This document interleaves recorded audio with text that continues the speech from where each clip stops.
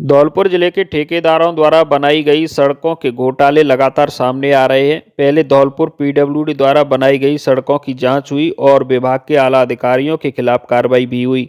अब बाड़ी उपखंड में पीडब्ल्यूडी द्वारा बनाई गई सड़कों में हुए घोटाले सामने आने पर विजिलेंस की टीम जांच करने धौलपुर आई हुई है।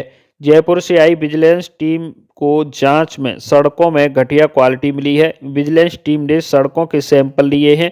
टीम को जो सड़कें घटिया क्वालिटी की पाई गई हैं वह जय बजरंगबली कंस्ट्रक्शन कंपनी ने बनाई हैं। अभी टीम कई सड़कों की जांच कर रही है जिनमें भ्रष्टाचार की परतें खुलने की पूरी संभावना जताई जा रही है। राजाखेड़ा पहुंचे ज्योतिषपीठ भद्रिकाश्रम के शंकराचार्य अभय मुक्तेश्वरानंद जी महाराज। लोगों ने पुष्प वर्षा कर किया स्वागत। धौलपुर जिले के राजाखेड़ा कस्बा स्थित जिला प्रमुख आवास पर ज्योतिषपीठ भद्रिकाश्रम के शंकराचार्य अनंत श्री विभूषित अभय मुक्तेश्वरानंद जी महाराज का आज शुक्रवार शाम 4:20 पर आगमन हुआ। उनकी आगवानी में भक्तों ने उनके चरणों में फूल बिछाए और पाद पूजन कर आरती की। शंकराचार्य ने आज रात की राजाखेड़ा विश्राम करने के बाद शनिवार सुबह 8:30 बजे भक्तों को प्रवचन देंगे। इसके बाद शमशाबाद कस्बे के जारानी किले पर चल रहे कार्यक्रम में भाग लेंगे। वहीं इससे पहले गुरुवार की शाम करीब 9:30 बजे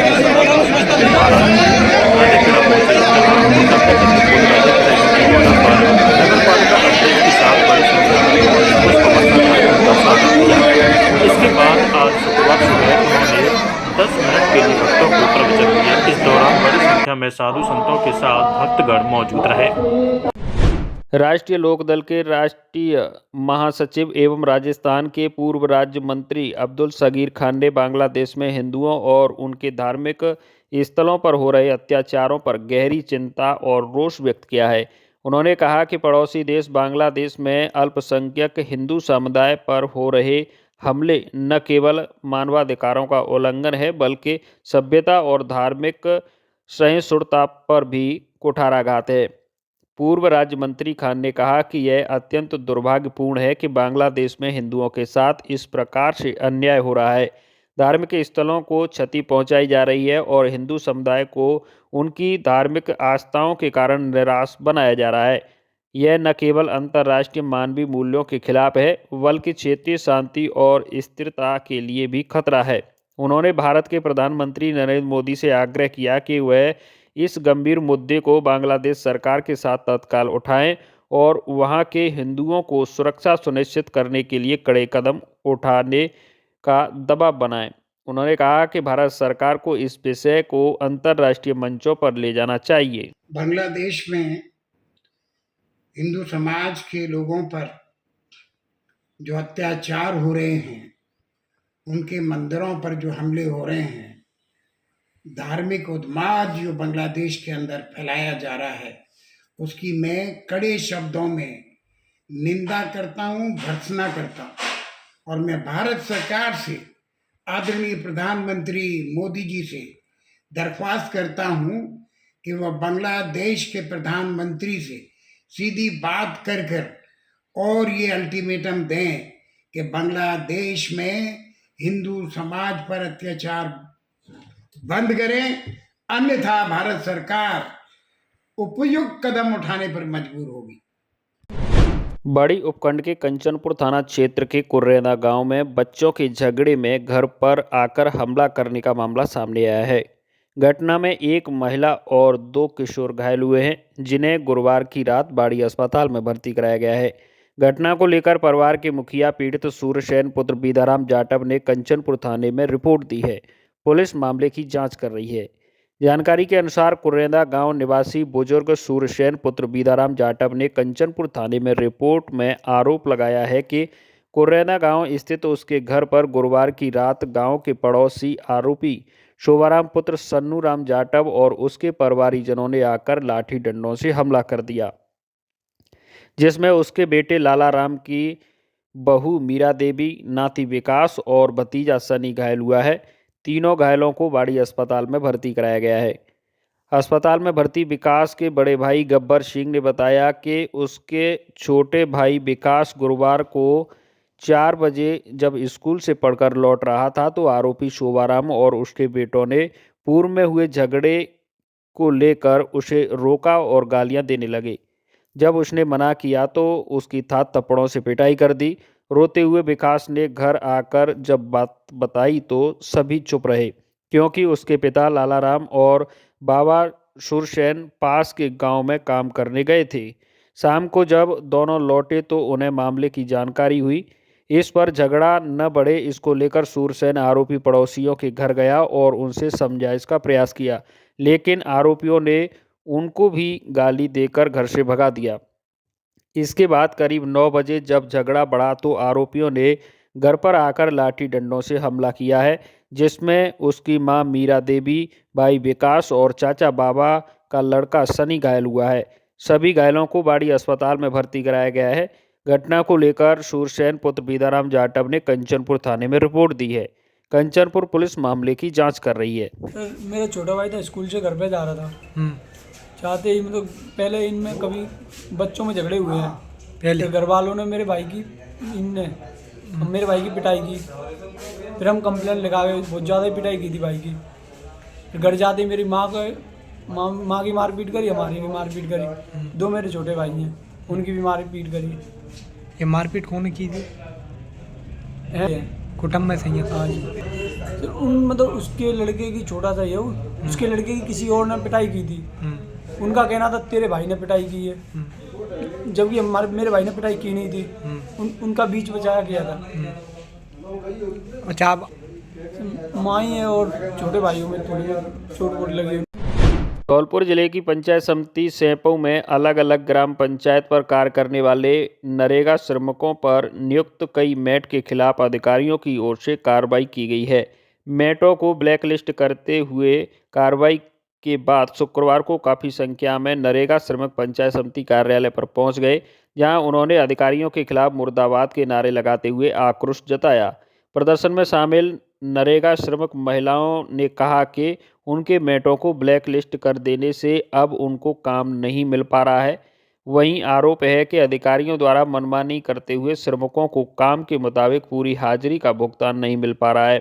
उधर मैट राजन, रविंद्र परमार, नीतू कुमार आदि का आरोप है कि कहीं साइड नहीं चलने से आई खामी या फिर अन्य कोई छोटी छोटी समस्याओं को लेकर अधिकारियों ने बेवजह उनको ब्लैकलिस्ट किया है। इस संदर्भ में उन्होंने पंचायत समिति प्रधान दुष्यंत बघेल को ज्ञापन सौंपकर कार्रवाई की मांग की है। मेरे पास मानो 10 आदमी की स्टॉल है जी, ऑर्जिन चल रही है जी, और उन्होंने ब्लैक लिस्ट मुझे किया है एक आदमी के ऊपर। एक आदमी का वो समझी खत्म हो गया, वहाँ चला गया। अच्छा, तो शाम के टाइम वो नहीं आ पाया, मैं कहाँ चलाता। तो एक आदमी की गड़बड़ी पे ही उन्होंने मुझे ब्लैक लिस्ट कर दिया। नहीं तो वो उनको एब्सेंट लानी चाहिए तो उसकी एब्सेंट सुबह प्रेजेंट है गई तो फिर आज शाम के टाइम नहीं लगती है। नहीं, और मतलब इतनी ब्लैक लिस्ट करना तो एक बार मुझे सुझाव देते, मुझे बुलाते जी, और बुलाने के बाद और मुझे तालना देते तो मैं ऐसा नहीं करता। वो मैंने आगे गलती नहीं करूँगा, इसी बात पर मुझे ब्लैक लिस्ट कर दिया गया है। मेरी जिला पंचायत में 10 व्यक्तियों की जो मस्टॉन चल रही है उसमें सारे व्यक्ति ओरिजिनल हैं। दोनों टाइम ओरिजिनल फ़ोटो डाले जाते हैं। अब क्या है कि इन साहब न तो कभी आते हैं देखने के लिए, और बस जिस दिन आते हैं उस दिन पूछते हैं अरे लेबर कहाँ है तुम्हारी। हम लोग कहते हैं जैसे रात में 4-5 बंदे रहते हैं तो वो दिन में कैसे आ सकते हैं। वो स्वयं अपना फ़ोटो खिंचा के घर पर चले जाते हैं। अब वो कहते हैं 24 घंटा आदमी यहाँ रहना चाहिए।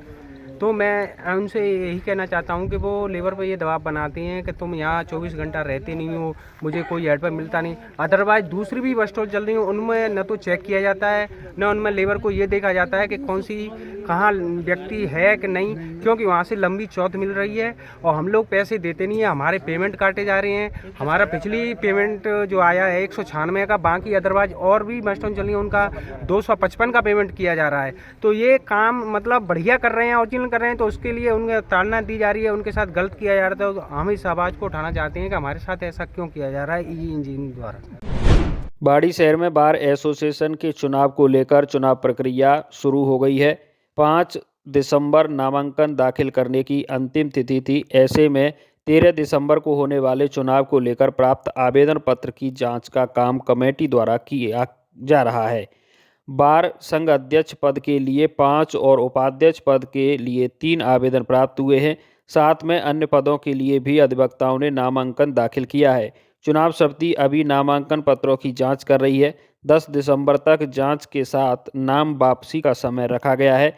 इसके बाद एक से अधिक प्रत्याशी होने पर चुनाव कराने और चुनाव से जुड़ी प्रक्रिया शुरू करा दी है। के वार्षिक चुनाव 2024-25 की आवेदन प्रक्रिया की अंतिम तिथि कल 6 दिसंबर 2024 थी। इसके बाद अध्यक्ष पद के लिए 5 आवेदन, महासचिव पद के लिए 2 आवेदन, उपाध्यक्ष पद के लिए 3 आवेदन, कोषाध्यक्ष के लिए केवल सुरेंद्र सिंह परमार 1 आवेदन आया है जो निर्वाचित घोषित किया जा सकता है। सह सचिव के लिए 2, पुस्तकालय अध्यक्ष के लिए 1 और ऑडिटर के लिए 1। इन पदों के लिए आवेदन आए हैं। इनकी जांच प्रक्रिया कल तक होनी है, 9 तारीख तक। उसके बाद निष्पक्ष रूप से चुनाव कराए।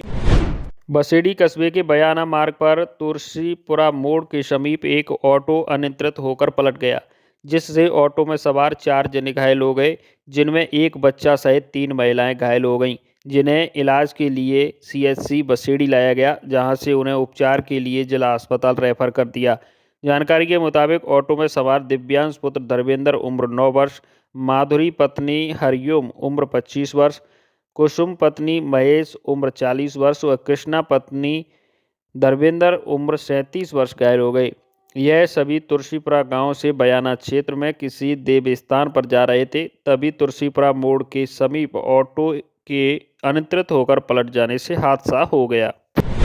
राजाखेड़ा कस्बा स्थित जिला प्रमुख आवास पर देश के 2 शंकराचार्यों में संतों के निवास करेंगे। गुरुवार देर शाम शंकराचार्य जगत गुरु स्वामी सदानंद सरस्वती महाराज राजाखेड़ा पहुंचे। इससे पहले उटंगन नदी पुल राजाखेड़ा यूपी बॉर्डर पर नगरपालिका अध्यक्ष वीरेंद्र सिंह जादौन के साथ बड़ी संख्या में लोगों ने पुष्प बरसाकर उनका स्वागत किया। धौलपुर जिले के युवा क्रिकेट खिलाड़ी रजत बघेल ने अंडर-16 विजय मर्चेंट ट्रॉफी में खेलते हुए झारखंड के खिलाफ शानदार 307 रन की कप्तानी पारी खेली, जिसमें उन्होंने 43 चौके और 10 छक्के लगाए। राजस्थान में खेलते हुए रजत ने दूसरी बार यह कारनामा कर सभी को हैरान कर दिया है। रजत ने पिछले साल भी हिमाचल के खिलाफ पहले ही मैच में 13 शतक लगाया था। यह प्रदर्शन न केवल उनके व्यक्तित्व करियर का सबसे बेहतरीन स्कोर है, बल्कि यह उनकी मेहनत और समर्पण का प्रतीक भी है। रजत ने अपनी पारी में कड़ी मेहनत और धैर्य का परिचय दिया है। उन्होंने अपनी टीम को मजबूती स्थिति में पहुंचा दिया है। उनके द्वारा बनाए गए 307 रन न केवल उनकी टीम के लिए एक मजबूत आधार तैयार किया है, बल्कि इस खेल में अपना नाम भी बहुत बड़ा कर दिया है। इस उपलब्धि ने धौलपुर जिले का नाम रोशन किया है और रजत के भविष्य के लिए और बड़े कीर्तिमान स्थापित करने की उम्मीद बढ़ा दी है। रजत की इस उपलब्धि को देखते हुए उन्हें आगामी प्रतियोगिताओं के लिए चुनने की प्रक्रिया में प्राथमिकता दी जा सकती है। रजत की सफलता को उनके कोच और परिवार की ओर से भी पूरी तरह सराहा जा रहा है, जो हमेशा उन्हें उनके खेल में बेहतर बनाने के लिए प्रेरित करते हैं। कराटे 17 वर्षीय छात्र छात्रा राष्ट्रीय स्तरीय पूर्व प्रशिक्षण शिविर का आज राजकीय उच्च माध्यमिक विद्यालय महाराणा स्कूल में समापन हो गया। ये प्रशिक्षण जिला शिक्षा अधिकारी माध्यमिक सुखो देवी मीणा, उप शिक्षा अधिकारी रोहित बिष्ट के निर्देशन में 1 दिसंबर से चल रहा था और दोनों ही अधिकारियों द्वारा आज खिलाड़ियों को अग्रिम शुभकामनाएं भी दी गईं। समापन समारोह के मुख्य अतिथि विजय उदैनिया डिप्टी फिजिकल माध्यमिक शिक्षा धौलपुर रहे।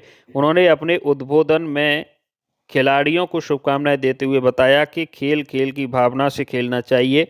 खेल में हार जीत चलती रहती है, लेकिन हार से निराशा न होकर कुछ नया सीखकर आगे की तैयारी पर ध्यान देना चाहिए और निरंतर अभ्यास जारी रखना चाहिए।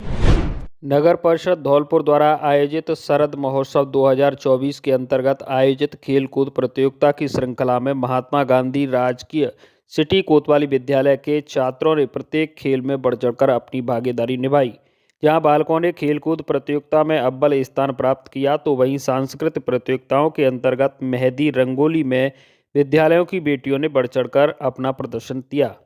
प्रतियोगिता के संयोजक उप जिला शिक्षा अधिकारी खेलकूद विजय उदैनिया ने बताया कि शरद महोत्सव में आयोजित भाला फेंक, लंबी कूद, रस्साकशी, मेहंदी व रंगोली में विद्यालय के बच्चों ने बेहतर प्रदर्शन कर विद्यालय का नाम गौरवान्वित किया है। इस अवसर पर शारीरिक शिक्षक अनिल मिश्रा, मोहम्मद जाकिर हुसैन, विमल शर्मा, सौरभ गुर्जर, पूजा नरसल, रश्मि राव, रेणुका ढाका व अनु वशिष्ठ मुख्य रूप से उपस्थित रहे। धौलपुर में बहुजन समाज पार्टी के तत्वाधान में बाबा साहेब डॉक्टर भीमराव अंबेडकर का परिनिर्वाण दिवस का आयोजन बसपा कार्यालय महाराजपुरा चौराहे पर किया गया। कार्यक्रम में मुख्य अतिथि के तौर पर आरिफ खान प्रदेश सचिव बसपा के साथ विक्रम सिंह सिसोदिया प्रदेश सचिव बसपा राजस्थान भी पहुंचे, जहां अतिथि के तौर पर पहुंचे प्रदेश पदाधिकारियों ने बाबा साहब द्वारा किए गए कार्यों को याद किया। विशिष्ट अतिथि शफीक खान जिला प्रभारी बसपा धौलपुर और अजय कुमार जिला प्रभारी बसपा ने कहा कि बाबा साहब ने हर समुदाय वर्ग के लिए काम किया है। आज हर समुदाय बाबा साहब को अपना आदर्श मानता है। उन्होंने कहा कि बाबा साहब को सच्ची श्रद्धांजलि तब होगी जब हर व्यक्ति के पास बाबा साहब के विचार पहुंचेंगे। कार्यक्रम के दौरान मुख्य अतिथि विक्रम सिंह सिसोदिया ने कहा कि बाबा साहब आज हमारे बीच नहीं रहे, उनकी कमी को कोई पूरा नहीं कर सकता। कार्यक्रम के दौरान अतिथियों में बाबा साहब द्वारा बताए गए रास्तों पर चलने की अपील की गई। धौलपुर अभिभाषक संघ के विभिन्न पदों के लिए 13 दिसंबर को चुनाव कराए जाएंगे। 13 दिसंबर को होने वाले मतदान से पूर्व 7 दिसंबर दोपहर 2 बजे तक नामांकन दाखिल किए जाने हैं, जिस कड़ी में शुक्रवार को एडवोकेट प्रशांत हुंडावाल ने अध्यक्ष पद के लिए अपना नामांकन दाखिल किया है। धौलपुर अभिभाषक संघ के चुनाव अधिकारी ने बताया कि 13 दिसंबर को अभिभाषक संघ के अध्यक्ष, उपाध्यक्ष, वरिष्ठ उपाध्यक्ष, महासचिव, संयुक्त सचिव, पुस्तकालय अध्यक्ष, कोषाध्यक्ष और ऑडिटर के चुनाव कराए जाने हैं। अभिभाषक संघ के 8 पदों के लिए 13 दिसंबर को होने वाले मतदान के लिए 7 दिसंबर 2 बजे तक प्रत्याशी अपना नामांकन दाखिल करेंगे, जिस कड़ी में शुक्रवार को अध्यक्ष पद के लिए प्रशांत हुंडावाल ने अपना नामांकन दाखिल किया है। चुनाव अधिकारी ने बताया कि 7 दिसंबर तक नामांकन दाखिल किए जाने के बाद दोपहर 3 बजे से 4 बजे तक नामांकन की स्क्रूटनी की जाएगी। इसके तुरंत बाद 7 दिसंबर को ही 4:30 बजे से 5 बजे के बीच नामांकन पत्रों की वैध सूची चस्पा कर दी जाएगी। मुख्य निर्वाचन अधिकारी ने बताया कि 9 दिसंबर को नामांकन वापसी के बाद शाम के वक्त अंतिम दावेदारों की सूची तैयार हो जाएगी। इसके बाद 13 दिसंबर को विभिन्न पदों के लिए मतदान कराया जाएगा। 13 दिसंबर को दोपहर 3:30 बजे तक मतदान करने के बाद मतपत्रों की गिनती कर विभिन्न पदों के विजेताओं की घोषणा की जाएगी। धौलपुर में अखिल भारतीय विद्यार्थी परिषद नगर इकाई द्वारा राजकीय कन्या महाविद्यालय में डॉक्टर भीमराव अंबेडकर के महानिर्वाण दिवस सामाजिक समरसता दिवस के उपलक्ष्य में एक गोष्ठी का आयोजन किया गया। इस आयोजन का मुख्य उद्देश्य डॉक्टर भीमराव अंबेडकर के योगदान को याद करना और उनके आदर्शों को विद्यार्थियों को अवगत कराना था। कार्यक्रम में बाबा साहेब के सामाजिक सुधारों और उनके द्वारा किए गए कार्यों की सराहना की। राष्ट्रीय स्वयंसेवक संघ के जिला प्रचारक रौनक ने अपने संबोधन में डॉक्टर अंबेडकर के सामाजिक समरसता के विचारों को महत्वपूर्ण बताया और समाज के विभिन्न वर्गों के बीच भेदभाव समाप्त करने की आवश्यकता पर जोर दिया। पिछले कुछ वर्षों से इंटरनेट के माध्यम से वेब सीरीज मनोरंजन का एक प्रमुख लोकप्रिय साधन बनकर उभरा है। कोविड-19 के संकट काल के बाद वेब सीरीजों की मांग और बढ़ गई है। अधिकतर आपराधिक विषयों पर आधारित ये वेब सीरीज विशेष रूप से युवाओं और महिलाओं में लोकप्रिय हो रही है। इसके बढ़ते व्यापार को ध्यान में रखते हुए और यथार्थवादी कलात्मकता के नाम पर इन वेब सीरीजों में खुलेआम घृणता, हिंसा, लैंगिकता और नग्नता के दृश्य प्रचुर से दिखाए जा रहे हैं और संवादों में गालियों की भरमार हो रही है। इन सब की अपरिशुद्धता साबित करने के लिए कई प्रकार के थोथे तर्क भी दिए जाते हैं। इसी के साथ इन वेब सीरीजों में सनातन हिंदू धर्म को बदनाम और कलंकित करने के लिए एवं हिंदू मान बिंदुओं पर अपराधी दिखाने वाले दृश्य भरपूर मात्रा में दिखाए जाते हैं। अखिल भारतीय संस्कार भारती के जिला संयोजक मुकेश सुतेल ने सूचना एवं प्रसारण मंत्री अनुराग ठाकुर को पत्र लिखकर कहा है कि यह सामाजिक मान्यताओं को आहत करने का एक और सुनियोजित षड्यंत्र है।